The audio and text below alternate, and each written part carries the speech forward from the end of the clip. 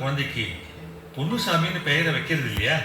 அது மாதிரி காரணத்தோட வைக்கிறது காரண பெயர். மனுஷா கடவுளுக்கு வச்ச பெயர் எல்லாமே காரண பெயர் தான். பகவான் அதாவது பகவன்.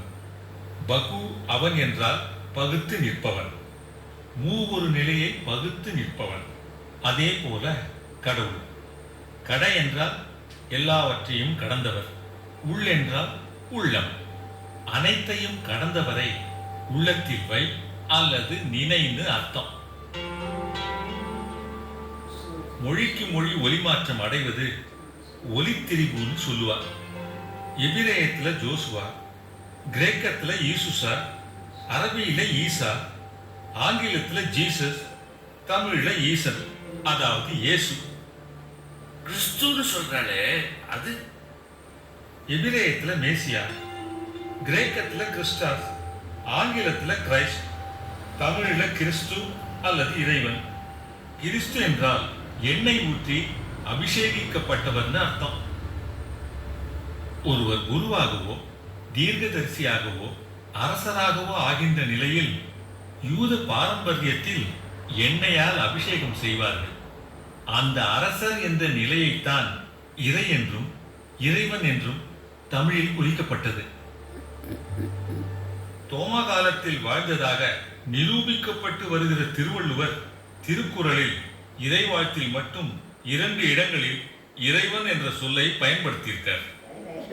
கடைசியில நீங்க என்ன சொல்ல வந்தேடோ அங்கேயே வந்துட்ட. நீ நம்பணும்னு நான் இதை சொல்லல கோதண்டராமா. நான் படிச்சு ஆராய்ஞ்சதை சொல்றேன். நீ யோசிச்சு பார்க்கலாம், தப்பு இல்லை. வைணவத்தையும் கிறிஸ்துவத்தையும் எப்படி சம்பந்தப்படுத்துற?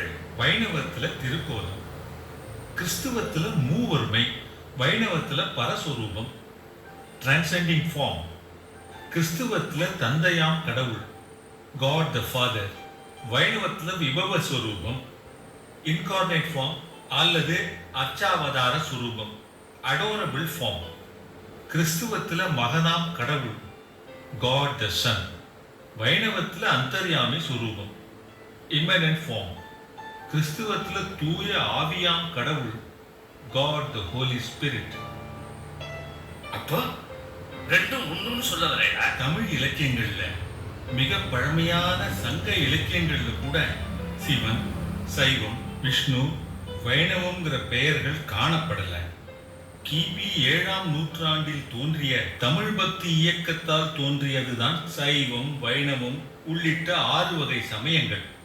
அந்த காலகட்டத்துல ஆரிய வேதங்கள் எழுதப்படவும் இல்லை, தொகுக்கப்படவும் இல்லை.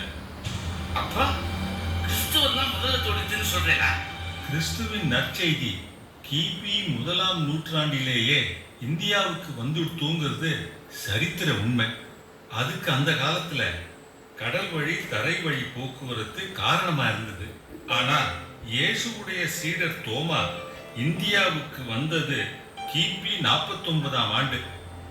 அதனால இதை ஏத்துக்க முடியாதுன்னு சொல்றதை விட நம்ப முடியல. ரோமர் 11:28 சுவிசேஷத்தை குறித்து அவர்கள் உங்கள் நிமித்தம் பகைஞராய் இருக்கிறார்கள், தெரிந்து கொள்ளுதலை குறித்து அவர்கள் பிதாக்களின் நிமித்தம் அன்பு கூறப்பட்டவர்களாய் இருக்கிறார்கள்னு சொல்லப்பட்டிருக்கு.